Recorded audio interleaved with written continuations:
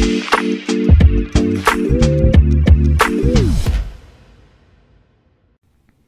right, hello, and welcome back to another episode of the Chase Thomas Podcast, where I'm still the aforementioned Chase Thomas, coming to you live from Knoxville, Tennessee. Everything School HQ. Check the rings. Everything School HQ for the Tennessee Volunteers. Also here, fellow University of North Georgia alumni, Matt Green. Matt, good evening, sir. How are you? Good evening, sir. It is good to be back. Nice little Christmas break. Did you have a nice Christmas? Nice Christmas. It was busy. We went from Chattanooga to Lilburn, back to Swanee in one day. 3 different stops. Oof. My Christmas ended at like 2 a.m. Yesterday. Just like opening stuff, doing holiday events. It was, I'm not going to lie to you, Matt Green, I was pretty tired That's a lot. yesterday. Yeah. That's a big time move, though. You know, at least you got it all done in one day, you know, so it's solid. And then on the way back, we got into some snow. Is it snowing in Tequila, Georgia right now, Matt Green? It is not. We have snow all over the ground. So we got like the last hour and a half snow. So we were going like 30 miles an hour and going slow. But you know what's cool? My dad's going to be listening to this on his way back tomorrow. But he followed us basically up to Oak Ridge. And he left like 2 hours behind us. And we went and stopped one of my wife's best friends on the way back up and delivered some presents and stuff. And we ended up, like, the odds of us running into my dad on the highway, like on the main highway to Knoxville, were slim to none. And I just, like, in the snow going super slow in the right lane, and I just get this honk, and it like jars me. So I like kind of swerve a little bit and kind of skid on the side. It's my dad in his truck. And just seeing it, like, just the odds, it was funny. So we were basically tailing each other for a while until he went his way and we went ours. But we got snow everywhere. Khaleesi the dog loves snow more than anything in the world, so she's loving it. Got to play around with that a little bit this evening, and then tomorrow should be cool. But yeah, we got a little white Christmas to come back to. So yeah, it's not too bad. That's good stuff, man. It's been like 10 degrees here. I wouldn't mind a little bit of snow. So cold. You know, what can you do? What was the best present you either got, Matt Green, or you got someone else this year? I don't think I got any presents this year, to be honest. I think I just got cash money. That's all you need, you know. My mom's always asked. I think this might be the first year. She may have asked me at some point, but I think this may have been the first year she didn't even ask me at all. Like, what do you want for Christmas? Because I'm like, I don't know what I want every year. Just put together an Amazon list. Put together a list, your bookmarks, the things that you want. Yeah, I'm just like, I don't know. Whatever. We'll get together with the family. Have a good quality time. That's what I want for Christmas. You know, I like that. You're just brown nosing because you know Mrs.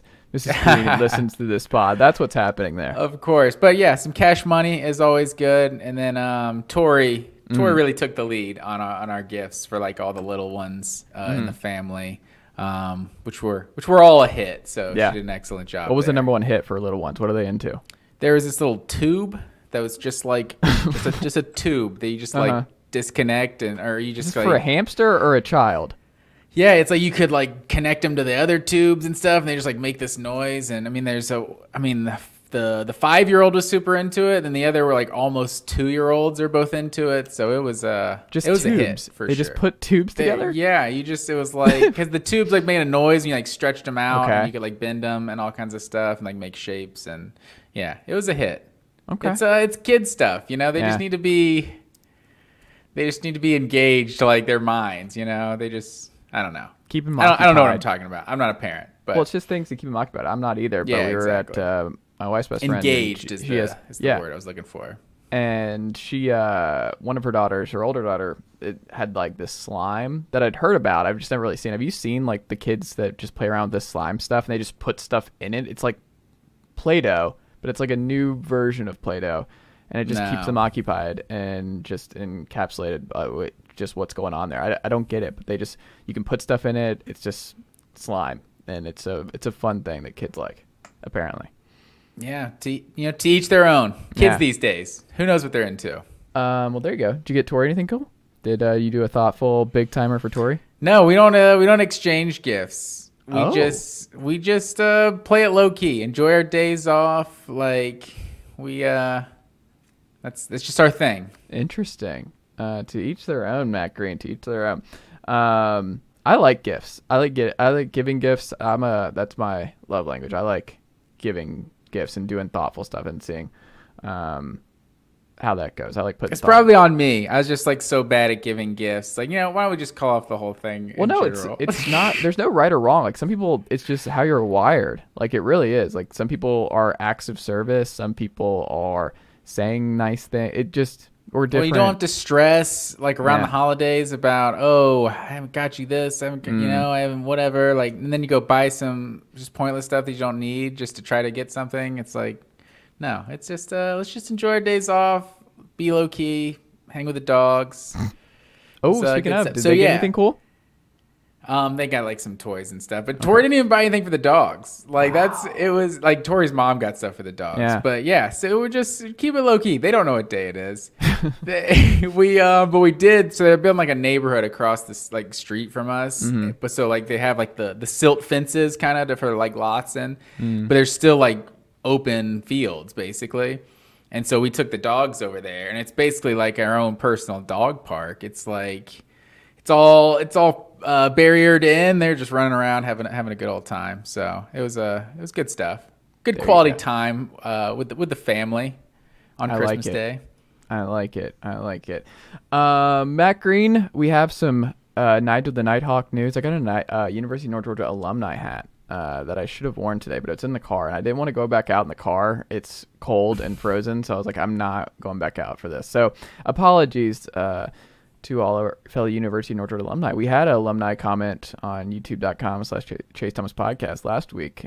Go Nighthawks, fellow UNG alumni, so Vols fans. So shout out to that guy there on that regard. But yeah, Nighthawks forever.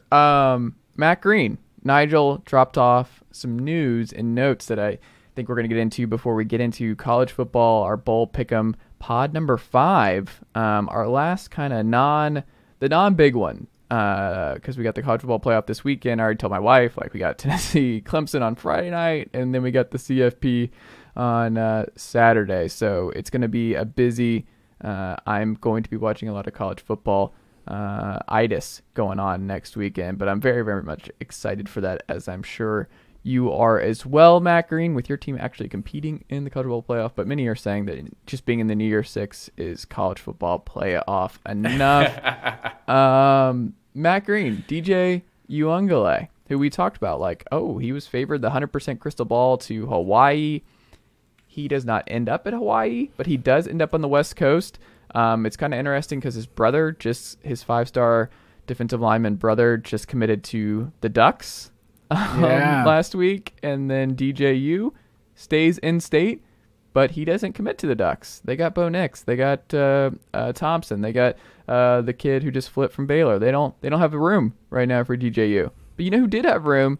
The Oregon State Beavers, who just won 10 football games this year without great quarterback play. They just, I did not see this coming. This was one of those things where people were like, this is like one of those weird, obvious fits. Like if he wants to go back to the West Coast, UCLA's plugged up, Oregon's plugged up, Washington's plugged up, maybe the Cougs, but that feels like too small for DJU. And obviously not really a West Coast, so you're kind of in the middle of nowhere in Pullman. We love Pullman, but just a different vibe there. You're like, okay, we're in the Pac-12. Does he actually fit? And that's why I was like, he's gonna wind up Hawaii. This is just like this is a real fall from grace here. And no, he ends up in really, Matt Green, I think an incredible opportunity for him and a huge, huge recruiting win and portal win for the Beavers, regardless of how this goes, because it's just they got a 5-star guy back from the West Coast, and they get their own Bo Nix kind of, where Bo really did not end well his last year at Auburn. You're like, are we sure Bo Nix has anything left? Are we sure he's actually good? Are we sure after a couple years of watching him at Auburn, maybe he just doesn't have it and it's just never going to click for him, and then he just, in the right system, in the West Coast, that it all came together. Maybe that's DJU next year. Maybe he has that kind of Bo Nix year. What do you make of DJU in Corvallis, Matt Green? Yeah, I love it, man. I last week when you were talking about Hawaii, like as like logical as it kind of sounded, just because he has a Hawaiian name, I guess. It sounded good in Hawaii, but I even said last week it was like that doesn't seem right. Like, he shouldn't have that big of a fall off. It feels more like a Spencer Rattler last year. It's like this guy doesn't lose his job if he doesn't have a really good option behind him. So like, as disappointing as they were, they neither lived up to their billing. Like, they weren't bad players. And honestly, like the Oklahoma to South Carolina, it's pretty similar to like the Clemson to Oregon State. Like that's kind of a similar level. And that's kind of what I was saying. I envisioned him still at a Power 5 school, just maybe not at a elite program. And I mean, he finished at a team that, like you said, this team was kind of a quarterback away. Like, they finished top 20. Like, what did they finish? Like 14, 15 in the rankings? Like 9-3? Like a really strong, or 10-3 that with the win over Florida. It's like a super strong finish to the season. I think it could work really well. I'm excited to see what that Oregon State game looks like next year. He's the biggest Rivals recruiting ranking player to ever commit to Oregon State. Yeah, but I mean, we know he's not. We know he's not a 5-star quarterback. Yeah. But he's still a solid player. Well, no, what I'm 22 saying, like, touchdowns, 7 huge. picks. Guys don't just pick guys of his pedigree. Don't pick Oregon State. But what is his pedigree? I mean, 5-star. He was a 5-star, but how long does it matter that you were a 5-star? Like, it's a good question. Once you've once you've been a starter for 2 years, like, there's a reason he's not the starter for Clemson. If he was a 5-star, he'd be going to the NFL right now. Like, this is his 3rd year out of high school, so he's not really a 5-star. Like, I mean, you look at the transfer rankings. I mean, I think he's like the 35th, 40th ranked player in the portal. So it's like, this is a good player, but it's just kind of funny how long we like hold on to the 5-star like billing, like that. Well, so-and-so ranked him as a 5-star, so that means he's really good. It's like, well, maybe they saw some raw talent he has, but he's still not quite as good as some other quarterbacks. Like, and that's why he's going to Oregon State. But I think he's still a good player, and like you said, in the right system, like, he could be even better, because we've seen some of the raw skills he does possess. I think it's kind of weird he's never been there. He committed. He still has not visited Oregon State. So we'll see how he feels about Corvallis. But he's like, who in the Pac-12 needs a starter? Yeah, I'll go there. No questions asked. Yeah. He said, quote, "I had 3 schools I liked a lot, and Oregon State was one of them. When I got into the portal, I watched a lot of film on different schools, and I love Oregon State's offense and their style of play. I love the pro-style offense," which I have a question about, "and feel it's a better fit for me than any other kind of system. I know there are some schools that are more air raid and you can throw for a ton of yards, but I feel this is an NFL system and will help prepare me to get to that level." I mean, I watched a pretty good amount. I guess pro style. I don't know what pro style means anymore, I guess, is my question. Where you're watching like the Eagles. That's a good point. Like, I don't know what pro style actually means, because no one's under the gun, no one's running the eye, no one's running. Basically the Brian Schottenheimer UGA offense from years ago, or what Bama was running with AJ McCarron and company a decade ago. Those offenses don't really exist anymore, so I don't really know what pro style means. But it's like the NFL is shotgun half the time too, or if not more so. I was gonna say probably 80 to 90%. Yeah, so it's like, yeah, like you said, under center used to be like the definition of a pro style offense, but the pro teams aren't really doing that anymore, and neither are the college teams. And you run RPO stuff, and everything is just quick, and the quick game and the underneath game and all that kind of stuff. But I do think it's going to be – this is a better, I think, scheme fit for DJ, and I think he's right about that, where it's like they run the ball a bunch, and they ran the ball extremely well last year with the Beavs, and they ran all over Florida. They came back in the Oregon game by running all over Oregon. DJ is a gigantic quarterback, and I think if you play him in that kind of role where he is just the downhill, and it's interesting, he was like the air raid stuff and everything else, but it's like, I think Oregon State's going to use him as like a powerhouse. Like, he's going to be running the football a bunch with the Beavs, and I think that's the recipe for resurrecting DJ Uiagalelei's career at this point, is like, we're not doing the pro style stuff. We're not doing just the more traditional offenses. Like, he needs to be running with the football a bunch. He needs to be on the run a bunch. He needs to be probably limit the passing because the completion percentage was in the low 60s this year. Make it easy throws, easy quick completions, a lot of underneath stuff, and then run the ball a bunch. Do a bunch of RPO stuff because he is a load to bring down. You've got great tailbacks at Oregon State, and just see what happens that way. I think this is a really, really good spot for him, and I'm really excited to see what this looks like because Matt Green, the Pac-12 is absolutely loaded. Anyone who's wondering like where the best offenses are going to be in college football in 2023, it's the Pac-12. Like, there is just talent atop this conference everywhere at the quarterback spot. Well, and especially because there's a lot of like knowns coming back in the Pac-12, and then it's like this Colorado thing that's just like what's going to happen there. The Pac-12 is going to be fun next year. For sure. Your team made some surprising moves. Eric Gilbert enters the portal. I don't think that's really a surprise. We'll see what happens there, but who knows? That being said, you get Brock Bowers back for one more year. We'll see. Has Darnell Washington announced what he's doing yet? No, but Darnell Washington's going pro. He's going to be a first-round pick, like guaranteed. So you think he's gone? Absolutely. No question. I think there's no I think there's no chance. I think he's done enough just on tape. Like, people know what he is. I think he's only scratched the surface of what he's going to be at the next level. Like, he's going to be a baller. And you have Delpit, right? That's his name, the West Forsyth kid. Just Delp, yeah. Oh, is it just Delp? Okay. Yeah. Wasn't there a Delpit? Was that the LSU safety? Grant Delpit, yeah. Okay. Yeah, they have Oscar Delp, and then they just signed. I mean, I don't know if you saw the signing day superlatives. Like, I think it was 24/7 ranked each like position group, like who had the best signings: quarterback, running backs, receivers, tight ends. Every position group, and Georgia, they ranked Georgia as the top tight end signee. They signed two of the top 10 tight ends, I'm pretty sure, in this class. And the number one tight end in the country, Deuce Robinson, out of, I want to say, Nevada, could potentially pick Georgia in February on the next signing day. So in this class. So it's Georgia's tight end room is going to be absolutely ridiculous. Eric Gilbert, like, maybe I'm not sure he was going to see the field. With Darnell Washington, it's like Brock Bowers is still going to be there. So you're still going to be playing second fiddle next year. Like, Trayvon Walker's show, the NFL scouts it doesn't matter if you're not getting the stats or whatever. If you're doing your job, like, NFL scouts are going to see it. And he's done enough. He's put enough on tape. He's 6'8", 270, like, whatever he is. He's an absolute freak. I want to see what he does in the combine. But yeah, I think there's basically no chance he comes back. Yeah, if Jalen Carter only plays the Tennessee game, he's still going top 3. Yeah, exactly. That's all you need.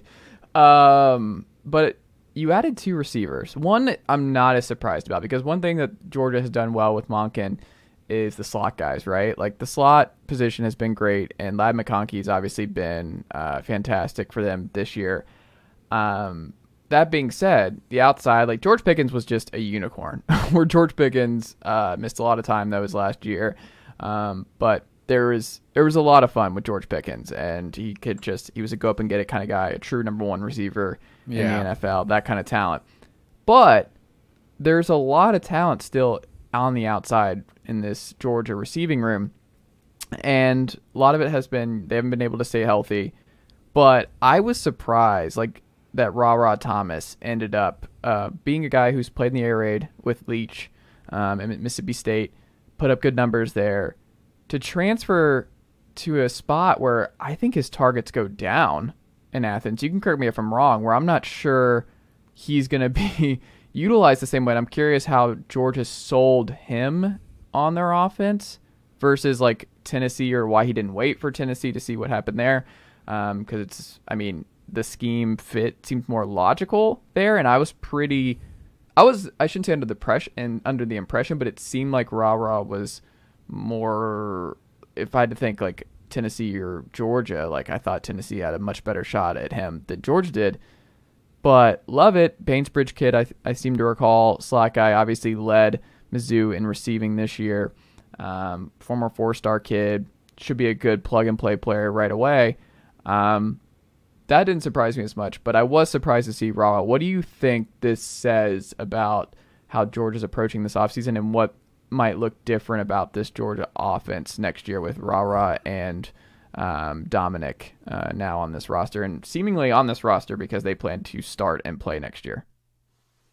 Yeah, I mean, I think it's definitely interesting. I think Todd Monken's proven that he's one of the best offensive coordinators in college football at this point. Like, I think Georgia, if you are in the portal and a school like Georgia has any sort of, hole that they see and they're trying to recruit that position, I mean, it's the number one team in the country. They potentially could win back-to-back national titles this year. So it's not like a huge mystery on why a guy could be like, oh, I want to be a part of that they got going on over there, So RaRa Thomas is a guy that, I mean, with how Mississippi State split the catches this year, I mean, you could have seen him like, I want to go somewhere and like be the number one guy. But, maybe he's trying to go somewhere and win championships. And Georgia is also a team that threw the ball more than anyone in the SEC other than Mississippi State this year. And I don't think a lot of people know that because they're blinded by Stetson Bennett's 20 touchdowns. So they kind of think, oh, he's just a game manager, and they leaned on the run. But Georgia was definitely a very pass-heavy team this year. A lot of it went to the tight ends and the running backs. But, I mean, look at Georgia's personnel. The best players are the tight ends and the running backs. So you'd be foolish not to be throwing the ball to Brock Bowers and Darnell Washington and Kenny McIntosh as much as they do. So I think that's another selling point you have as a program. It's like, look, we're throwing the ball to our best players, and those right now are running backs and tight ends. You can come in. We need playmakers at wide receiver. Like, as good as Georgia's receivers have been, there's also a lot of just question marks. There's been a lot of health issues. Like, Arian Smith is a guy who's got like 6 or 7 career catches, probably averaging like 40 yards a catch and a few touchdowns, but he can't stay healthy. This is his 3rd year on campus, and the guy hasn't been able to stay healthy any of the years he's been at Georgia, and he's just been a pretty, minimal contributor. And then like a guy like Marcus Rosemy-Jack Saint has taken a step this year, but he's a good player. He's not like a difference maker. Like, Blaylock is another guy who's had some injury issues. Like, A.D. Mitchell was the stud of this group, but obviously he's had his injury issues this year. So McConkey's been by far the best receiver this season. I mean, he's a playmaker, but you to have a guy like RaRa Thomas on the outside, like, that's kind of what this team is missing. I mean, that's what George Pickens was. They were missing last year, that they were still able to do what they did last year without him. But I think it's not a mystery to see. It's kind of surprising, of course, to see one team, whoever they are, get the number 1 and number 2 wide receivers from the portal. But I think this is just Georgia's approach. It's like Dabo Swinney took this like holier than thou like viewpoint on the portal, and it's like, no, just because you're in the portal doesn't mean you're like a bad guy, that you're like a selfish like quitter or something like that. It's like, so he made the portal this big deal that now it's like noteworthy that he's gone and landed someone in the portal. Kirby's just like, if we can get high school players, that's the best thing to do. These guys have the most eligibility, and we can, teach them our way, and they can be prepared in our system. But if we have a hole that we need to shore up, like, we're going to do that. We're going to go get a Darion Kendrick. We're going to go get a RaRa Thomas. Lawrence Cager. Yeah, Lawrence Cager, exactly. So, and even if you go back to like JT Daniels, like when like last year, if you look at 2020 and 2021 and you're like, Georgia doesn't really throw the ball, it's like, it was terrible quarterback play. Stetson Bennett and Dwan Mathis in 2020 was just awful. And then JT Daniels comes in, and that team's throwing the ball 35 times a game. Like, Georgia was throwing it all around when they had a capable quarterback, and that's what Monken wants to do. So even last year, Stetson, he was a little shaky at times, and he was good, but, it felt like you were kind of managing Stetson as the offensive coordinator and putting him in the best position. Whereas this year, Stetson, like, you can see how much confidence that the offense that Monken has in Stetson this year. I mean, he's second in the SEC in pass attempts. So it's Georgia's done a lot with the passing game. I think they've taken huge strides, and it's just a team that's competing for championships year in and year out now. So, I mean, it makes sense if you want to be a part of it. Do you think this changes Ladd McConkey's offseason decision? I don't know, because Ladd McConkey is such a he's got such a like a specific skill set that I feel like you still need that. You still need that quick guy in the slot that can get open, that can. I mean, he's a deep threat him too. And Lovett happy is my question. I think if you're winning championships, man, I think everyone's having fun. So I don't know. You've seen Georgia players like. It's a different breed, man. It's like you have to block, like you have to. The stats are great and everything, but Georgia's now proven that they're a program that can get dudes to the league, like first round picks. Like most of some have been on defense, but they can get guys to the league, and so it's like you don't have to put up the best stats. Like your film doesn't lie. So if you can block, you can make plays in the receiving game. Like NFL teams are going to take notice. And you're playing on some of the biggest stages in the country if you're playing at Georgia. Yeah, it doesn't necessarily matter if you're putting up the same stats as you were at Mizzou if your draft stock moves up and you're playing in a better scheme. And they're going to find you. It's like you put up big stats at Missouri. It's like that's cool, but if everyone in the world is watching that Tennessee Georgia game and sees Ladd McConkey catch a 40-yard touchdown, it's like. That's pretty sexy too, like everyone seeing you make a big play on a huge stage, like that's massive. And Rosemy Jack Saint in that game too, a guy who doesn't get like a lot of publicity, made it just an incredible catch in the back of the end zone. So I think NFL teams, they know enough to not be blinded by some of the stats, especially just around college football, what schemes are, how they can stats can lie about how good players are sometimes. You heard it here first. Domenic Blaylock going in the first round of the NFL draft. Healthy all 13 games. He's a Ferrari sitting in the garage, just ready to go. It just feels like Georgia just has a lot of good receivers too. Yeah. Not a lot of McConkey's the one real playmaker that just kind of just makes plays, and so Georgia is missing that. So I think Lovett could add a lot of that to their to him in 2023.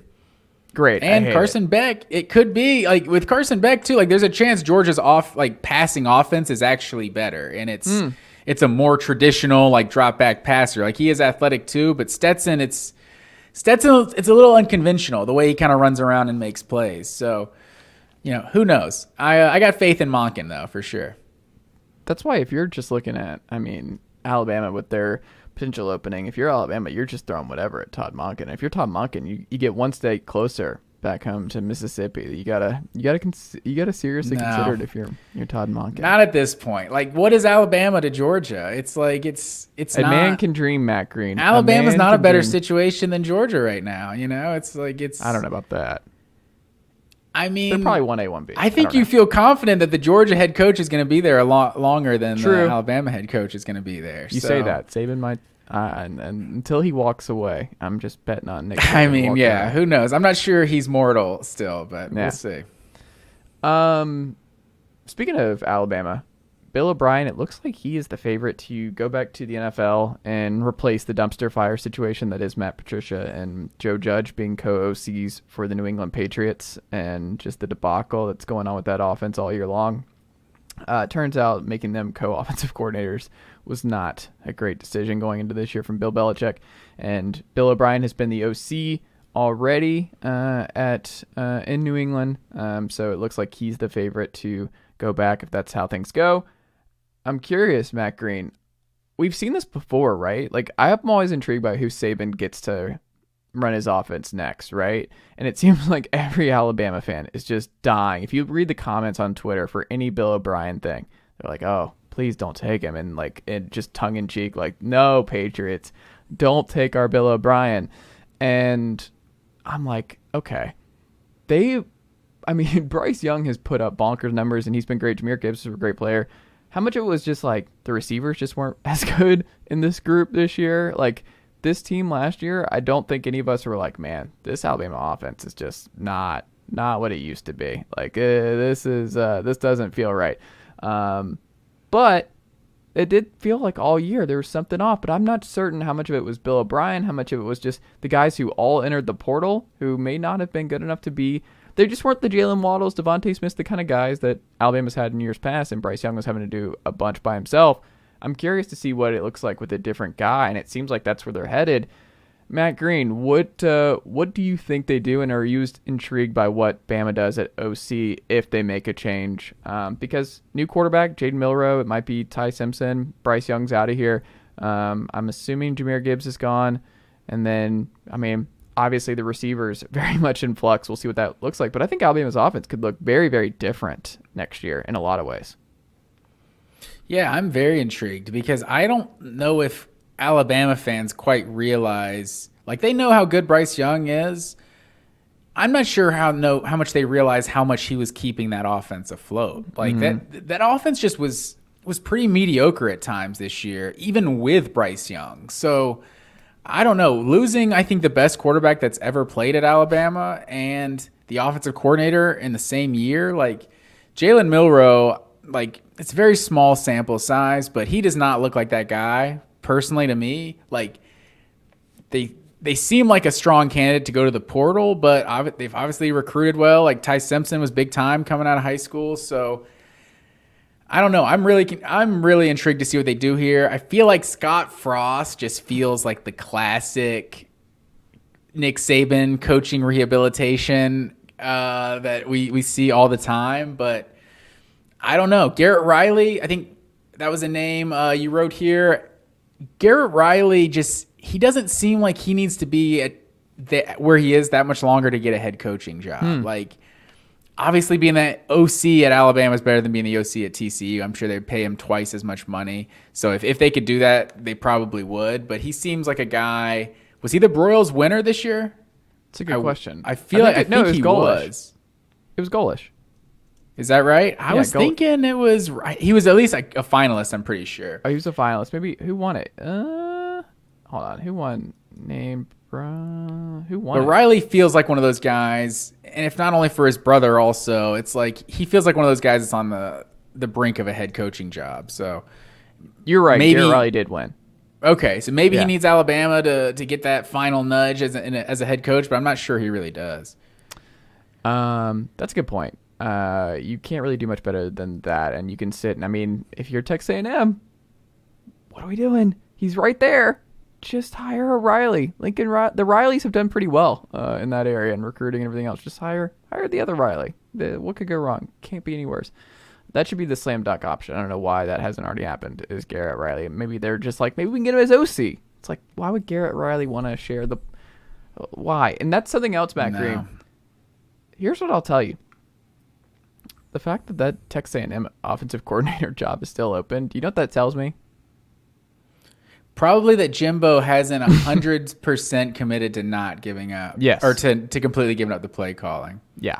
Which is a terrifying sign if you're an Aggie fan. We're like, this is drawing out because they have the money to go hire any kind of high-quality assistant. Like, they have the money that they can just offer Garrett Riley triple what he's making at TCU. The fact that also, if you just feel like, who wants to get aboard a sinking ship as well? Like, if you feel like this could be Fisher's last year, like, it's not necessarily where you want to take. Maybe that's a step to getting the head coaching job at A&M or something, but taking it from the inside. But I don't know. It's just it's a bad situation, and I don't know Jimbo. I don't know Jimbo personally, but he doesn't look like he'd be a lot of fun to work for. That's for sure. No, but it's one of the problems is Jimbo won a title. Like, that's one of those things where it's like Jimbo can just put his ring on the table and he's like, look, when I get the right quarterback, we're cooking with something. Like, I just haven't gotten that guy. I haven't gotten me a new Jameis yet. And it's just like... in like 8 years. But like, that's when you won a title, there's just some kind of...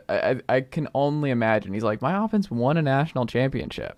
Like, I can get us back there. I understand that as an offensive guy where it's like, it's hard to just become a CEO Ed Orgeron type. But I was literally just about to say Orgeron, though. Like, Orgeron's title didn't carry him very far. Like, True. Why is Jimbo's title carry him this far? Like, I'm not really... Like, he obviously had more good years at Florida State, but he also he left Florida State on one pretty awful year and also just left the program kind of in shambles on his way out. And now you've seen, like, A&M miss a bowl game. Like, they've been underachieving with Sumlin and even Jimbo Fisher. This feels like they go 8-5 every year, other than his 2020 season. Missing a bowl game, like, that's just that's another level of bad. So I can understand why no one would want to jump on board with Jimbo right now. I'm curious to see ultimately with last thing on Bama what they do, because I think it's the opposite of A&M. I think a lot of big names would jump at this job to be the OC at Bama and the talent they have coming in there. Jason Candle is someone to watch. Toledo's head coach, where it's like, all right, I can only go 6-6 and 7-5 at Toledo so much, but their offense is fun, and that's kind of like the Kent State move where Dion pulls in Lewis from Kent State. Like, I wonder if that's the same kind of thing where Toledo, you just pull in Jason Candle if you're Nick Saban, and then Paul Christ, who's sitting out there. He feels like someone Saban would call him. Like, we're just gonna put all you have to worry about is the offensive line, which was not great this past year. Get that ready to go, and then we're gonna grind it pound. Because I mean, they flipped that 5-star offensive tackle from Iowa, who's from Iowa, was committed to Iowa for a long time, yeah. Proctor. So we'll see. I think they're gonna commit it. I could just be ready. I'm so interested to see what Bama looks like next year and who they have running the offense. But Scott Frost feels more like an analyst to me, where they give him the Butch Jones title where we see him in the locker room. It's like, that's Scott Frost? What is that? Scott Frost with Derek Dooley and Butch Jones and everybody else in the crew? Like, just I could see something like that for him right away. I don't know if I see him getting the OC title. If that job's available to him, that's probably a job too big to like pass up. But I'm in favor of taking a year off after you get fired from a job like this. Just do some soul searching, Scott. Like, just don't get back into it too quick. That was Mark Richt's problem. Miami was open, and he was just like, I can't say no. It's not he got him to number one in the country. Yeah, but he was burnt out after like 3 years. Like, he was done. I think, but he did. They were good. Was it 2016? Yeah, 2016 was his first year. So yeah, they were number one. But then they kind of fizzled out. Didn't end too well. But as we see in our learning here, winning at Miami is not a slam dunk. It's hard to bring the U back that we found. One thing you got to give him credit for, he fixed Miami's uniforms. They're not completely fixed, but when Mark Richt got there, went back to the traditional look. They look way better than that whatever Adidas garbage, new age stuff they were trying to do. Yeah, Mark Richt. So I give Mark Richt credit for that. Good guy. He also stepped up Georgia's uniforms when he got here. So, double shout out to Mark Richt. Big uniform guy, Mark Richt. And bust out the black jerseys, Gotta show love to Mark Richt. Kirby won't bust him out. That's the one thing I'll give Richt over Kirby. But that is weird. I'm surprised he's able to hold. Like, Tennessee does votes. They were voting this week on what uniforms they're wearing for the bowl game. They do a player vote all the time. I'm surprised Kirby has not lost the power there, where if players want black uniforms, they're like, we're going to vote on, because the players are going to vote on the black uniforms. Yeah, I wish. They're just cool. Yeah. I'm surprised he has not lost that battle yet. He'll lose it eventually. Grinds my gears, sir. I feel like a playoff game, be a great time to bust him out, but we obviously won't. You should do it for Auburn every other year when you get Auburn at home. Or just senior night. I don't know. There'd be plenty of times there's all kinds of scenarios to do it. A night game. Although I was going to say, you would have to get a home night game games. at first before you even bring out the black uniforms. Yeah, they won't give Georgia any of those. So no. Matt Green, is bowl season dead? I was listening to Cole Kublik, who's a great SEC insider, former Auburn offensive lineman. He was on with Pate and Josh Pate, another great program that you should go check out if you have not already. And they were talking about bowl season. He was talking about his experience at Auburn and what it meant to him. And I think when I listen to former players talk about it, and when I've just with what I'm watching with bowl season and how I was thinking about it this week of like how bowl season has changed, and I'm like, okay, well, how much of it is just that I'm older? When you're like in high school and middle school, we're on winter break. Like, all I had to do was just like, I'm watching bowl games all day. Like, I'm watching that. Like, I didn't have responsibilities. I didn't have other things going on where I'm like, oh, bowl season's the best time of year, man. Like, I'm watching all the commercials. I'm ready to go. I got my bowl pick'em ready.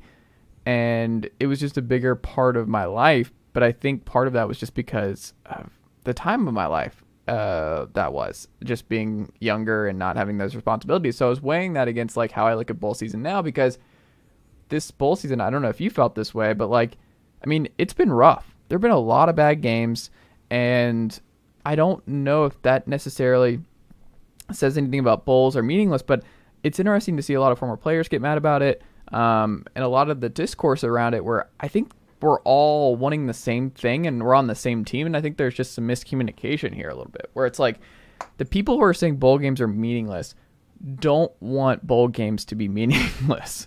They're upset about it too, but the players are like, oh, it can't be meaningless because look at how the guys who are playing it means a lot. It's a trip to the Bahamas. It's a trip to wherever. And, like, sometimes it's getting to double-digit wins for your coach, like Oregon State, and you beat an SEC team up badly in Vegas. And all the fans who get to travel. And it's a reason for a lot of fan bases to go visit different parts of the country, right? Like, that's a cool thing for fans. Like, a lot of guys would not have a reason to go to the Bahamas unless their team was playing it, or New Orleans, or the Pinstripe Bowl, or Fenway Park to watch a bowl game. Like, it's a reason for fans to travel and have fun together, spend a week. Like, that's a thing. Like, you get to experience all that.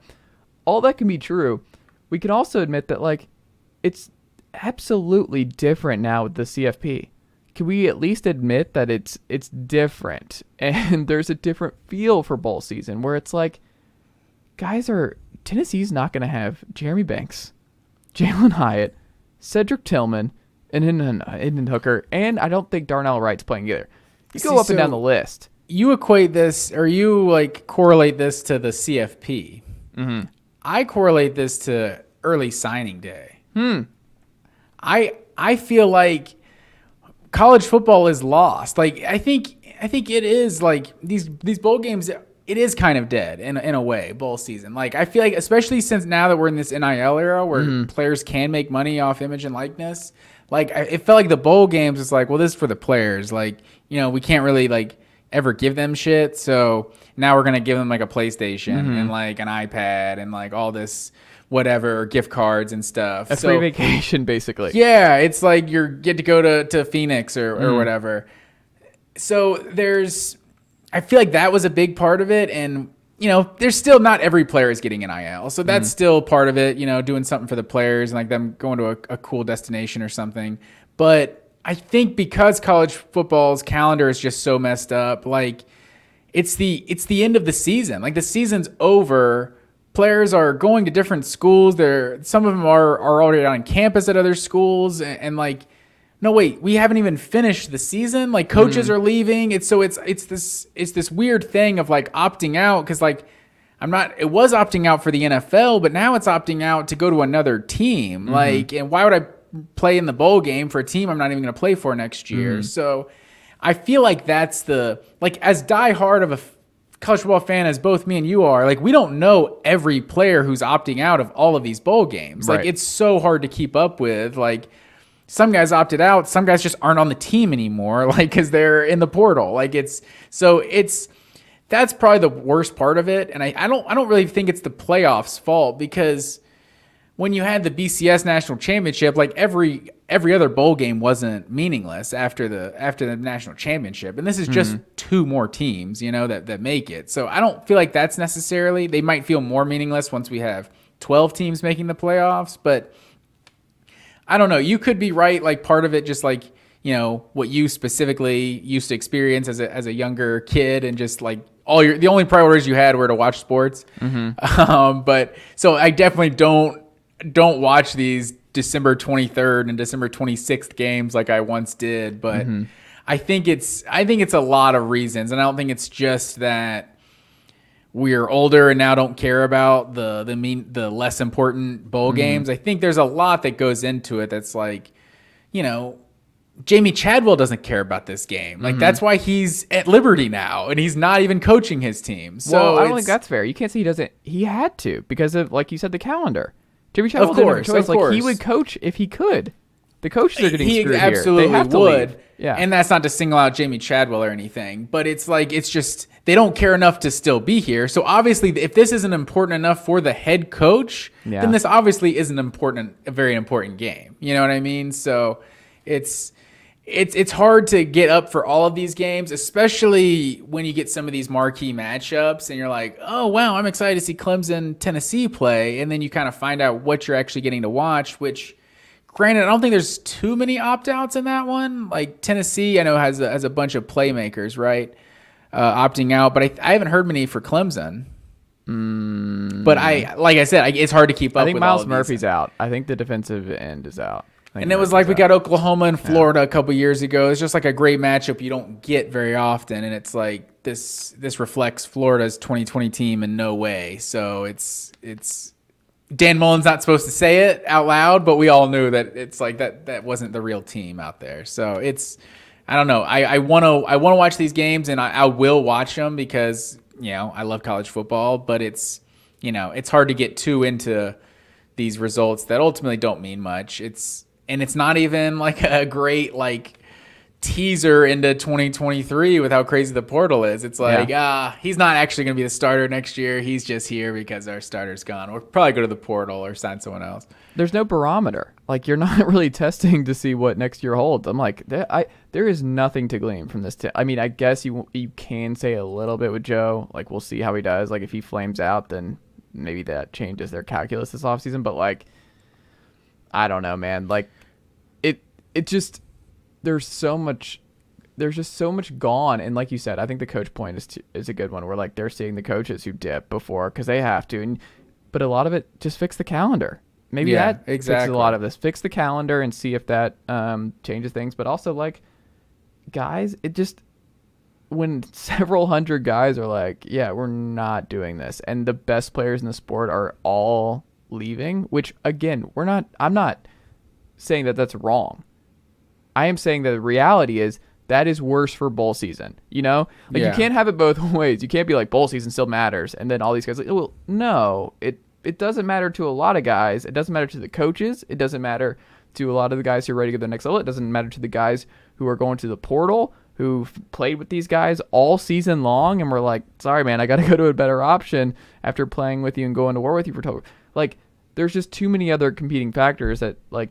It's not how it's going. And I just feel like we're keeping this thing on life support. And I don't know. It's sad. It kind of bums me out when I'm tuning these games. I'm like, all right, how much of the broadcast is going to be like, all right, so this guy's not playing this week and this guy is just left. And this is the third. He doesn't usually play, but he's playing because two of the guys in front of him, and you're like, oh my God, how is this good for the sport? And I think those are two different conversations where it's like you can be pro player and also be like, well, yeah, but part of being pro player is understanding that the sport takes a hit. Like that's part of this is like the portal hurts the sport experience for the casual fan. The two things can be true. Yeah. It's better for the players, which is good, but it's still worse for the product and worse for if the portal, not to interrupt your last point there, but if the portal is after this and signing day is after all this, like the bowl game is a showcase. Like, I mean, it's the Orange Bowl versus Tennessee. Like that's a chance to kind of show like the teams that don't think I'm good enough to to play or whatever. Like this is a big game versus a big opponent. Like so, I feel like if we change the calendar up, that's the only way to really save bowl season because. The season is over. Once all these players start leaving, the coaches start leaving, it's because the season is over. So it's like we even gotten like talking topics on like the podcast and talking about things for like next year. And it's like almost have to remind ourselves like, oh yeah, the season is still happening. We still need to figure out who the national champion is. It's like, there's just so many things happening at one time. But I will say it's not always, like you can sometimes learn things from bowl games you don't necessarily think you can. Like you take Georgia for example, like 2018 versus Texas in the Sugar Bowl. It's like that's a year that every Georgia fan's gonna say, oh, we didn't care, we didn't want to be there. Like in which I kind of agree that the motivation isn't there. It's an excuse every SEC fan base has used forever. But you saw a way better version of that team play Alabama a few weeks before, so you have some ammunition for that argument, but they had some players opt out. Texas beat them, whatever, you question the motivation. But then the next year, 2019 in the Sugar Bowl versus Baylor, it was like 12 opt-outs or something. Baylor is this really good team, 10 or 11 wins from the Big 12, and their motivation is playing a team from the SEC because it's kind of always, it's like a Super Bowl when these teams are playing, a really big-time program in the SEC.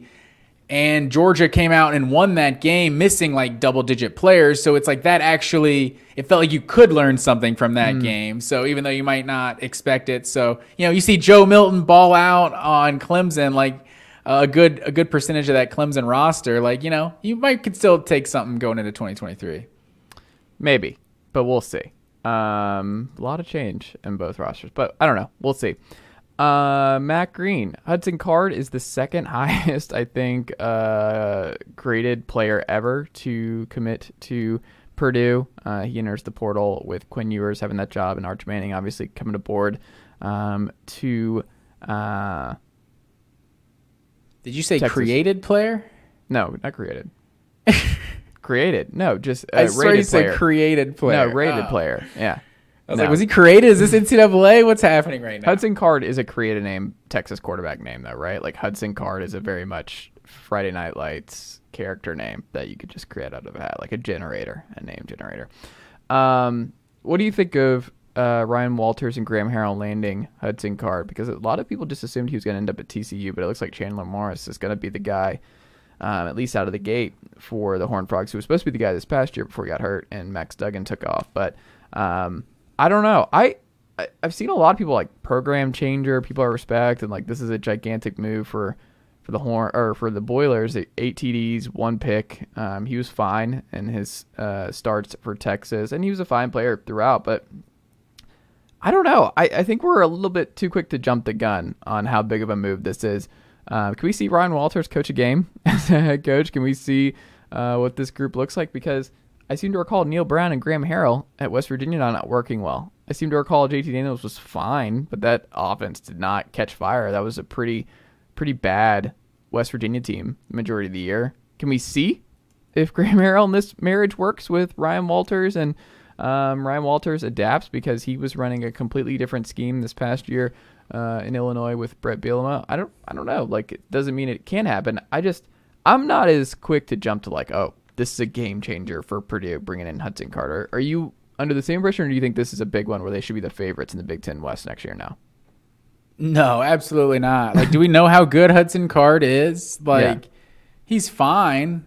Like, I think I still need to see a lot more from Hudson Card, like, especially to think that, I mean, the Big Ten West, that's going to be one of the more wide open divisions in all of college football next year. Like, it's going to be tough to know what to expect. I guess Illinois, are they like the most solid like program, like to know what to expect from them next year? Like, I don't know. The Big Ten West is going to be pretty crazy. So I definitely couldn't consider them the favorite just from this move. But, if you're Purdue, this seems like a solid guy that's got some good upside. But, a lot remains to be seen. There you go. Matt Green. I will say, he's got a good name. He's not the best name in the portal, though. You've seen the best name in the portal, right? Who? The guy that signed with Central Arkansas? Dude Person. Oh, I saw this guy's name. Yeah, I did see that. That's the best one in the portal I've seen. Dude Person. We love it. It's like that is a created player. That's a created player that you forgot to give him his name, and he's just first name, last name, or something like that. Yeah, Dude Person. I like it. Matt Green. First year head coaches. Looks like we're done. All of them are filled. 2023. Early, we'll get more and more in the offseason. We'll start nailing down like where these programs are going once everything's settled. Portal-wise, recruiting-wise, starter-wise, spring ball. We'll see what happens there, and we'll dive more into it, especially in our preview series next summer. But as it stands right now, Matt Green, when you look at the schedules, when you think about immediate fits, transfers already popping in, who among the Power 5 first-year head coaches do you think right now is the favorite to win the most games right away? Year one. Who is it for you? So that's tough to work my brain on this one. So let's just refresh the listeners here. We got who are some of these names? We got Matt Rule, we got Luke Fickell, we got Deion Sanders, we got Hugh Freeze. Who we got? Braum at Purdue, or Braum at Louisville, I should say.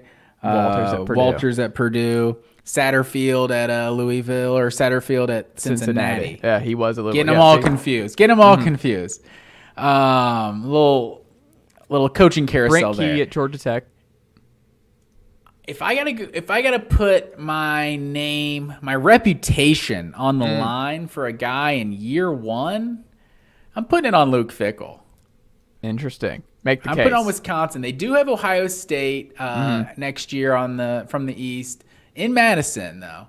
And then you just look at that Big Ten West. It is, like I did literally just get done saying, that it's wide open, but it feels like when Wisconsin's good, it's Wisconsin's for the taking. So I like the Matt Rule hire, but I don't feel like Nebraska is nearly in a position to like just come in and just win now. I think Wisconsin is a really good program. I think that's for one. It's probably one of the best programs, period, that just had an opening this year. So I think they're probably the least of a rebuild, I think, of all of these programs. And I think Luke Fickell is just a great coach. So I think Wisconsin is probably the one. And the out of conference schedule is like super weak next year as well. So I think they have a good chance to win 9-10 games. You say that they lost to the Cougs at home this past year, and they got to go to Pullman next year. That's fair. Washington State, it's not a pushover. No, you don't just walk into Pullman. And that's fair. I apologize to the good folks of Pullman. And what happened Washington. to the last Big Ten team to overlook? GATA at home. Who was the last team to fall prey to those Georgia Southern Eagles? Who did Georgia Southern beat? Nebraska got Scott Frost fired this past year, Matt Green.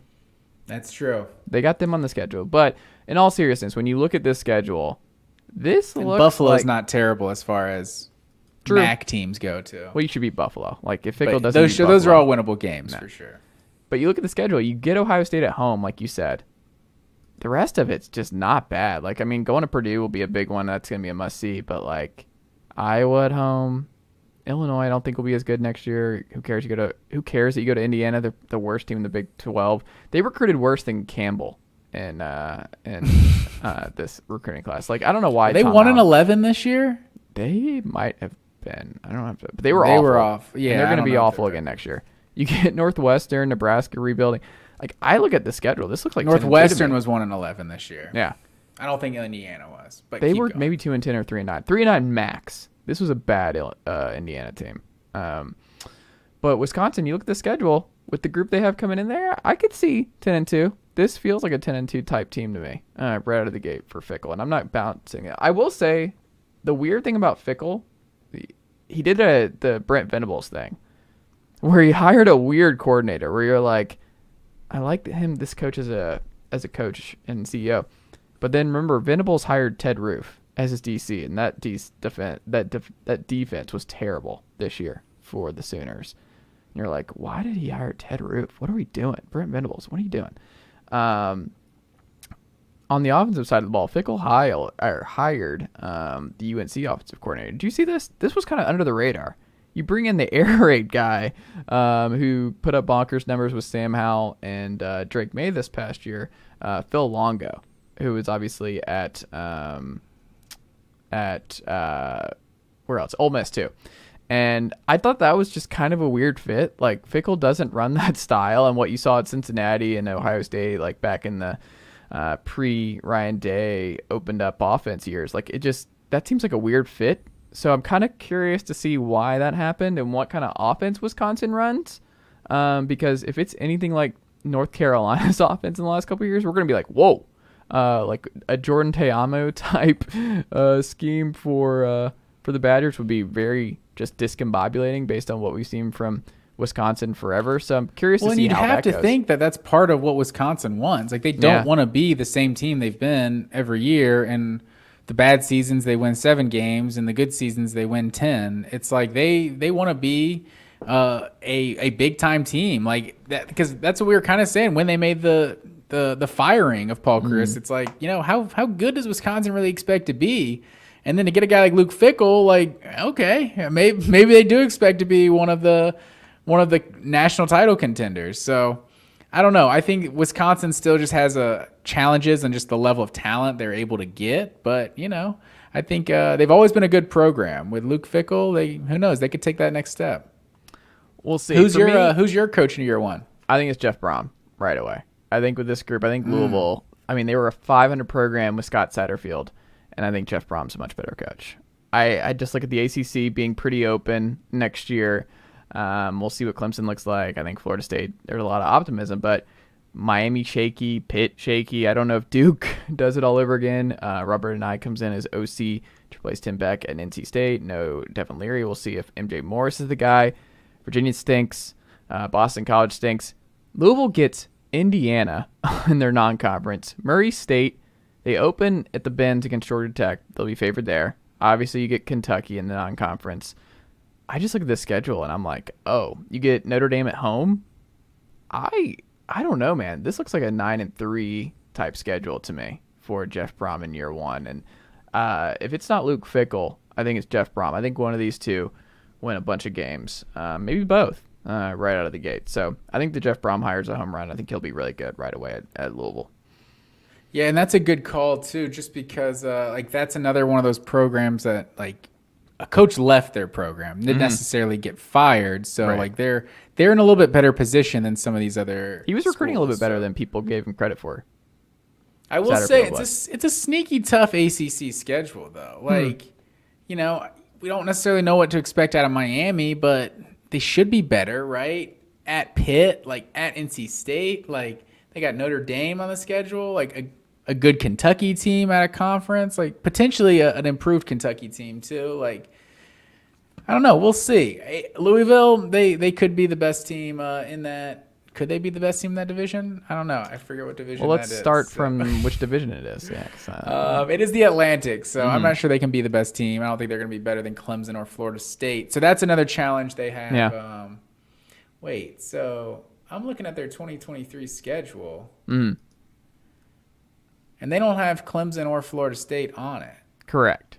And I'm looking at the ACC standings, and they're in the ACC Atlantic with Clemson and Florida State. Oh, that's weird. Is this schedule? This schedule has to be wrong, right? Is that wrong? I'm looking at FBS schedules. That's what I'm looking too.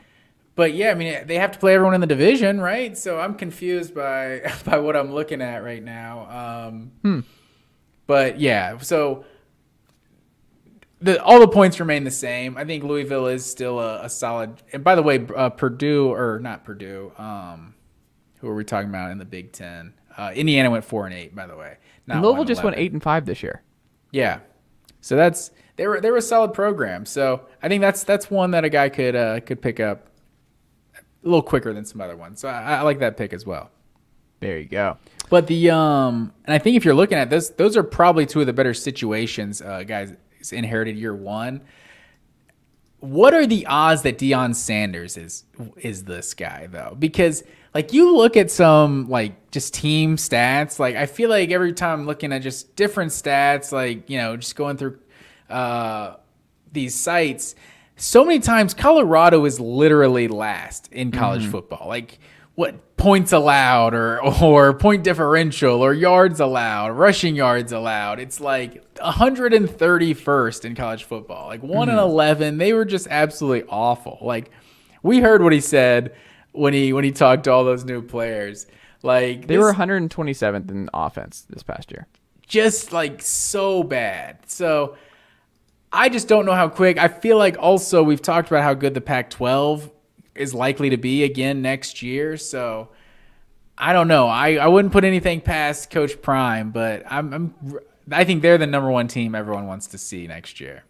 I think two things can be true. We can want to see them, but I think what's actually going to hurt Prime is just how good the Pac-12 is at the top. They're returning so much guys. It's you're flipping a 1-11 dormant, just horrible group. I don't care how many transfers you bring in, and all these recruits from this class are not ready to contribute. You're not going to win a bunch of football games with all these freshmen and then transfers. The Pac-12 is too tough at the top. So I think the goal for Deion in year one is March to 6.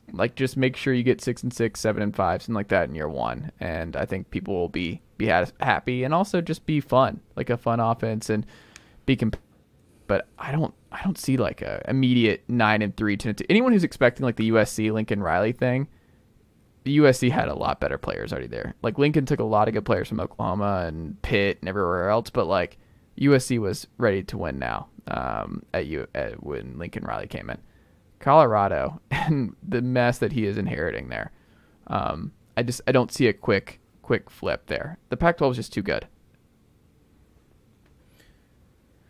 I agree on all your points, and I also have an update for our Louisville conversation. So next year is the year that they're getting rid of the divisions in the ACC. So that's why, for all of us that knew the divisions so well, we're going to be confused. But so their new model is the 3-5-5 structure, where each team will play 3 primary opponents annually, face the other 10 league opponents. 5 and 5, just like we've talked about the SEC doing. Although no, it had to be a 3-6-6 in the SEC because they're ACC still at 14 teams, but the SEC will be up to 16. So that's why we were confused. Another reason right. Louisville avoiding Florida State and Clemson right there. That's a great reason why they could be the answer to your question. Well, there you go. Good stuff there. Good stuff. And that's going to be great because we might get a fun ACC championship game. We might get Clemson versus Florida State, Clemson, Miami, Florida State, Miami, and a rematch of the ACC. Like a lot of fun. Excited to see what that looks like for the ACC next year. Matt Green, Bowl Pick'em, Pod 5. Where are we going in our last non-playoff pod Pick'em? So let's look here. First, let's recap on how we did in the last few days. You did better than me, my friend. Overall, you were 4-1. I was 2-3 overall. Against the spread, you were 3-1-1. I was 2-3-1. The only pick we had the same was New Mexico State. But Air Force got it done against Baylor. Houston took care of business. Thought the Raging Cajuns, they had the lead early in that one. They were looking good, but Houston, didn't get that one, although that one was a push against the spread. Demon Deacons, really missed that one with Wake Forest really handled Missouri. The Blue Raiders, you doubted the Blue Raiders, picked San Diego State, but I was all over that one. And then we were both all over New Mexico State beating Bowling Green. So now you have the lead overall, sir. You are 12-6 overall, 10-7-1 against the spread. I am 10-8 overall and 9-8-1 against the spread. So you got 2-game lead overall, 1-game lead against the spread. So a lot of time remaining, but that is where we stand at the moment. I like it. Where are we going first, Matt Green? First, we're going to take a little drive. I want to say it's Interstate 65. Probably should have known that before I said it. But I think it's down 85, actually. Montgomery? I don't know. It's not important. We're going to Montgomery, Alabama, the Camellia Bowl. And we got Buffalo and Georgia Southern in this one. How do you see this one going? Georgia Southern is a 4.5-point favorite in this one. Yeah, they went 3-9 in 2021, bounced back this year. Clay Helton, my guy, he did a great job this year, beating James Madison and Nebraska. A really weird year. They finished 6-6, so they had the highs of highs, the lows of lows. Van Treese was a really good player for them at quarterback for them this year, 6-year senior. But what's fun is, do you know where he came from, Matt Green? Who came from? The quarterback at Georgia Southern. Oh, where's that? Buffalo. He was the Buffalo starting quarterback for like 5 years. I did not realize that. Yeah. So this is a Buffalo revenge game for the Bulls, for Van Treese leaving Buffalo after 5 years with the program. So I'm very interested to see what happens here.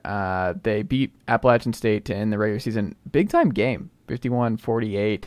I don't like this Buffalo offense, and I think they're going to have to score too much to keep up with the Eagles. So give me the Eagles, Gata, their asses here in the Camellia Bowl. Give me the Georgia Southern Eagles to win and cover. So you're going with GSU Southern Knot State. Yes. For the people in Atlanta there. Well, speaking of, not a great week for Georgia State, by the way, because they lose GHSA as well, which is good. Do you see that? They're back in the dome. Yeah, but that's That's a win for the state of Georgia, Yes. though. So I think the Falcons, Arthur Blank, were getting a lot of bad PR that they had to answer As they should to. have. It was a joke that this was not in the bins this whole time. Absolute joke. Glad it's back. Agreed, 100%. So, also for our geography people out there that want to know interstates, I was actually right on both accounts that Montgomery is actually where Interstate 65 and Interstate 85, they both go through Montgomery. So, fun fact for you there. What do you take to get to Knoxville from Georgia, Matt Green?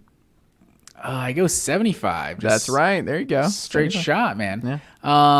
Oh yeah, know that track well. But back to this game, Georgia Southern is third worst in all of college football, allowing 240 rushing yards per game. If you can't stop the run, you're not going to beat the Buffalo Bulls. Give me Buffalo to win this one. Wow. Going Buffalo. Go to the home state. I know. I'm big geography. It's so if you're going from Statesboro to Montgomery, you're definitely not getting on 85 or 65 because you're going west. But it's obviously way closer than Buffalo is. But so it's going against my geography. But you got to be able to stop the run. I can't trust Georgia Southern. Keeping it moving. Also on the 27th, we got the Serve Pro First Responders Bowl in Dallas. Memphis, Utah State. Tigers are a 7-point favorite in this one. I was surprised this was this high. Were you? I wasn't, just because Memphis is a much bigger brand. Like, Utah State's getting outscored by 7 points a game. And they have that one, a 56-0 or something on their schedule versus Alabama, but still, you're still getting outscored on average every game. I think Memphis is just year in, year out a quality team, so I think the public is gonna take Memphis over Utah State. I'm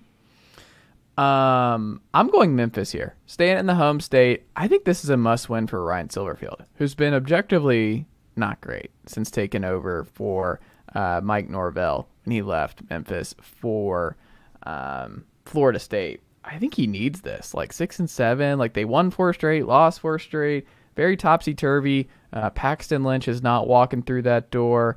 For the Tigers, they got to figure something out. They don't really have a lot of momentum, and I think they can actually do better than Ryan Silverfield, and we'll see. We need to get them in the Big 12 sooner rather than later. That would be a big step for that program. I still think that's ultimately going to happen for them, but still not there yet. But I think they can do better. A lot of great talent in the state of in the area of Memphis, and I'm just kind of surprised that he's struggled this much to get this thing humming for the Tigers in the AAC. Utah State, though. They've played solid football through this this year, 6-6. They won 4 of their last 5 games. They have more momentum right now. Their leading rusher, who's going to be in the draft, Calvin Tyler Jr., is playing, so he's not opting out. So that is an interesting nugget, but I think they just need it. I think Memphis has to win this game. They've got to finish with a winning record. You cannot go into the offseason 6-7, and I trust this offense a little bit more. 35 a game. I think this will be high scoring. Who gets the ball last type deal, but I think Memphis needs this more, and specifically Ryan Silverfield needs this more for the Tigers. So give me the Tigers to win, but I think Utah State covers. Oh, you're going Utah State to cover. Let me write that down. I'm going to take Memphis to win and cover as well. Okay. So keeping it moving to the Ticket Smarter Birmingham Bowl, Coastal Carolina and East Carolina. We could have done this one in Charlotte or something, but here we are. Or in Raleigh or something. Here we are in Birmingham. East Carolina is a 7-point favorite in this one. Coastal Carolina coming off 2 blowout losses. No Grayson McCall. No Jamie Chadwell. I don't know what we're getting out of this Coastal Carolina team. So give me East Carolina to win and cover. I mean, they're on a 2-game losing streak here. Lost to Troy, obviously, in the Sun Belt title game. Got trounced there. Got trounced by James Madison, 47-7. This sucks. Can we just say, no Grayson McCall, no Jamie Chadwell, Another great year. They're in the Sun Belt title game, and we're like, man, this just East Carolina, like they just have more of their guys didn't leave, and there's more continuity, and I don't know. I think there is some momentum for this East Carolina team, so they deserve a lot of credit. They haven't had a turnover in 6 games, which is pretty wild. Their last 6 games, so longest streak in East Carolina history, and back-to-back winning seasons for the first time since 2013, 2014. So a lot of things coming up. Pirates, great baseball program forever, but football program moving in the right direction a little bit here. So give me the Pirates to win and cover as well, Matt Green. All right, we agree there. Keeping it moving, the last game on the 27th, a quality day for some bowl game action. The Guaranteed Rate Bowl in Phoenix, Arizona. Our biggest brand matchup of the day. We got Wisconsin and Oklahoma State, Big 10, Big 12. Wisconsin's a 3.5-point favorite in this one. How do you see this one going? Another weird one. So do we even know who's going to be under center for Wisconsin and Oklahoma State in this game? Graham Mertz and Spencer Sanders are both gone. Yep. Like, what are we doing? This, like, people are like, oh, defending the ball game stuff. I'm like, the starters for all season long for both teams are just not going to be there, are not playing in this game, and are on new teams. One at least is. Mertz is on the Gators, and Spencer Sanders, we'll see. It seems like he's going to end up at some SEC school. We just don't know which one yet. But, like, what are we doing? What are we doing, folks? Like, just this is why we need a college football czar. You need some kind of CEO. You need some kind of commish. I don't know who it is, but you need a commissioner to figure this stuff out, because this is just silly. All that being said, this Wisconsin team was not very good all season long. I think Jim Leonard is going to coach this game for Wisconsin, if I remember correctly. I believe so. Yeah, before he leaves, because it looked like he was going to stay as DC for Luke Fickell, and then he chose not to, so we'll see what happens with Jim Leonard. Many are saying his best fit is defensive analyst for the Tennessee Volunteers in 2023, but we'll see what Jim wants to do on that front, but we'd love to have him as another guy in the room here in Knoxville on Rocky Top. But I think Jim Leonard's a little above analyst at this point. You think so? I don't know. Tennessee, we got some NIL money. Maybe we can get him in there for that. Jim, just learn some stuff here with a bunch of talent here on Rocky Top. We could use it. All that being said, I think Oklahoma State scores enough. I trust Oklahoma State more in a high-scoring affair, and this Wisconsin team's not very good. So give me Oklahoma State to win and cover. Yeah, like you said, there's not a lot to know about either of these two teams. Like, Oklahoma State's 2-5 in their last 7 games, but like maybe they're a way different team in this game, so it's hard to know. Wisconsin 3-2, they feel like they were kind of turning a corner, like getting a little improved down the stretch, but still like not a great football team.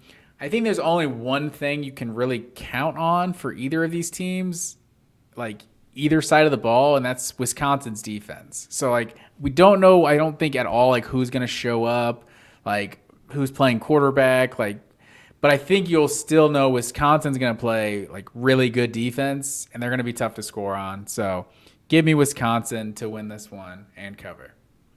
All right. Keeping it moving, on the 28th, we got the Military Bowl presented by Peraton in Annapolis, Maryland. And this is UCF and Duke. And Duke is a 3.5-point favorite in this one. How do you see it going? So I feel like I have to mention this. I feel like a broadcaster. Ryan O'Keefe, UCF's best receiver, will not be in this game because he's already at Boston College and is transferred, so he will not be playing for the Knights, not the Golden Knights, as we learned last week. The Golden Knights was officially taken away. I just thought they shortened it, but it actually is just Knights, the NFC Knights. Bring back the Golden Knights. Better era, in my opinion. Prefer a Golden Knight than just a Knight. What are we doing? Black Knights. You got Blue Devils. 2 Golden Knights. What? It wasn't a big deal. If it's not broke, don't fix it. Don't do the Tampa Bay Devil Race thing. Whatever Knight you want to be. You can be a Golden Knight. You can be a Black Knight. All Knights. Exactly. There's all kinds of great Knights. Except all Knights. Yeah. UCF. You know, you want to pigeonhole what kind of Knights they can be, but they can be whatever Knights they want to be. That's true. But you keep going. That being said, 8-4 for Duke. Like, we just kind of bypass because it's Duke. An unbelievable year 1 for Mike Elko. This offense was great, 33 points a game. The offense worked, top 50 in the country. won 4 of 5 to close. First 8-4 season, first winning record since 2018. So Duke was in a bad way, and he immediately jump-started this program. So I think Mike Elko deserves all the credit in the world. I still will say UCF has better players. I think John Reese Plumlee, who was banged up in the AAC title game, is going to be healthier in this one. I think the running back combination for UCF will be a big part of this game. Duke's been good against stopping the run, but this is just going to be a run-heavy group.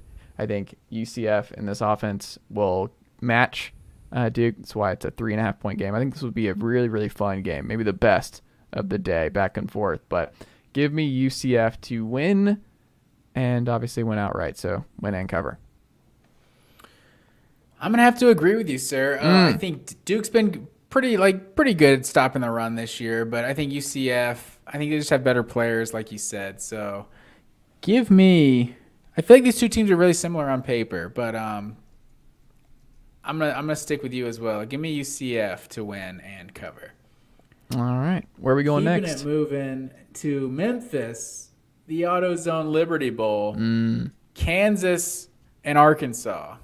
Arkansas is a 2.5-point favorite in this one. How do you see it going? This is my lock of the week. Arkansas is winning this game. They're not only winning this game, they're winning this game big. Arkansas, Kansas has been a fun story all year long. This is Kansas making a bowl game is a big deal. Arkansas kind of faded after starting off 3-0. They were in the top 10. Injuries to a lot of key players was a factor. I'm not that concerned. KJ Jefferson and Rocket Sanders are playing in this game, and that is almost enough for me to be like, they're going to be fine. I think they're going to be able to run all over Kansas. Teams have been able to run all over Kansas all year long. This is it for KJ Jefferson and the Hogs and his last ride. He's not going out losing to the Jayhawks. So give me the Razorbacks to win and cover. I agree completely. I think this 2.5-point line absolutely shocked me. I think Arkansas is obviously trending in the wrong direction, 1-3 in their last 4, but Kansas is 1-6 in their last 7. Like this team is not the team that started 4-0 in September. Like they're not a good football team at this point in the year. I'm with you. Give me Arkansas as well to win and cover. My favorite bowl of this slate, the San Diego County Credit Union Holiday Bowl, and you guessed it, San Diego, California. Oregon and North Carolina. Home game for the Ducks, basically. North Carolina's got to go to cross country. Definitely got to go cross country. Yeah. Oregon's a 14-point favorite, no hook. 14-point favorite in this game. How do you see it going? Both teams lost their offensive coordinator in the last month. We should probably mention that. Dante Thornton and Justin Flo in the portal for the Ducks. Phil Long obviously left for them. But I think Josh Downs is not playing for North Carolina in this one, correct? I believe so. I believe that's And if there's true. one thing I know about this UNC defense to this point, this UNC defense is terrible. It turns out Gene Chizik did not fix the North Carolina Tar Heel defense, and Oregon is just going to pound this team into submission. So I think Bo Nix is going to have a big day. I think they're going to drop maybe 50-60 on this North Carolina team. So give me the Ducks to win big in this one. So I'm going to take Oregon to win, but I don't see it being big. I think regardless of when Josh Downs has played or not, this North Carolina team offense has still been productive. So just in a neutral site like this, also I base this on feeling and zero fact. The Holiday Bowl always seems to be a wild game. We always seem to get a entertaining contest in the Holiday Bowl. So I'm going to go look that up and see what the recent results have been. As a child, Holiday Bowls were definitely some action-packed ones. But I just don't see him winning by 14. So I'm going to take Oregon to win, but North Carolina to cover. Okay. I like it. The last one, we got the Tax Act Texas Bowl in Houston, Texas. We got Texas Tech and Ole Miss. Ole Miss is a 3.5-point favorite in this one. How do you see it going? This is going to be fun. But this is one I don't like this matchup for Ole Miss. Excuse me. Joey McGuire's got this thing cooking. They recruited pretty well in this group. The bowl. Have you looked at Ole Miss's uniforms for this one? Oh no, I haven't. They're going with the powder blues, those home powder blues that are just top notch. Love them. That all being said, Jackson Dart's playing in this one, but I like what I've seen from Texas Tech and where they're going. Zach Keedy, offensive coordinator from Western Kentucky, who's been doing a great job. Joey McGuire, underrated hire there to bring in the guy who led Bailey Zappi to an unbelievable run for Western Kentucky last year. We saw what Western Kentucky did in the bowl game against App State last year. This Texas Tech program, they're cooking with fire here a little bit. Kind of under the radar. I like them. I like where this is headed, and I haven't seen enough from Jackson Dart to tell me he can win in a shootout. So give me the Red Raiders to win outright, Matt Green. I think this will be really fun. Well, you know me, sir. I've been the number one Ole Miss hater all season long. They are an absolute fraudulent team. Lost 4 of their final 5. Was it 5? 4 of their final 5 games to close out the season. And I also think this is an SEC Super Bowl kind of X factor. That Texas Tech is a team that's going to come in here facing an SEC team. They're the one that's going to have a little more motivation in this game. So I'm going to agree with you as well. I like Texas Tech in this one. And fun fact for you, this is another one of the good bowl location games. Oxford, Mississippi is 9 hours from Houston.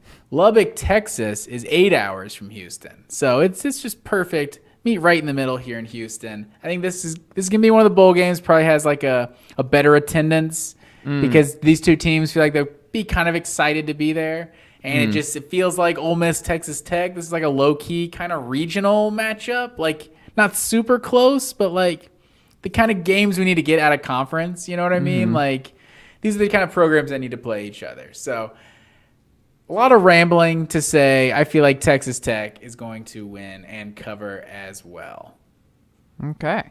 So that is our slate. That's the bowl games. We got a bunch on the Wednesday pod and as well as breaking down the college football playoff, but that's all we got for this one. Next up, Matt Green, our last pod before the playoff semifinal games, our big playoff picks, playoff predictions, analysis, and everything that we think. So look out for that on the Thursday show. It's going to be I think listeners already might have some sort of clue on where we might be going with some of these playoff picks, but it'll be interesting. I don't know where you're going to go with Michigan TCU, though. I have a hunch on Georgia, Ohio State, but we'll see where you go on the other one. And I'm still thinking. I haven't decided 100% where I'm going with both. Actually, no, that's not true. I know how I'm going with one of them, but maybe not the one that the listener thinks that I have not gone back and forth on. Matt Green, that's all I've got, my friend. Thank you as always. I'm glad you had a great Christmas with family and friends, and that we were able to do this evening, one day off, but I hope the good folks forgive us for not recording on Christmas night. I was back home in Atlanta briefly and was opening presents at the time we were recording and bouncing from house to house and would not have been ready to go. So apologies for the Monday morning commuters not getting this bright and early on Monday, but Tuesday will work, I promise, and we will talk to y'all in a couple days. Yes, sir.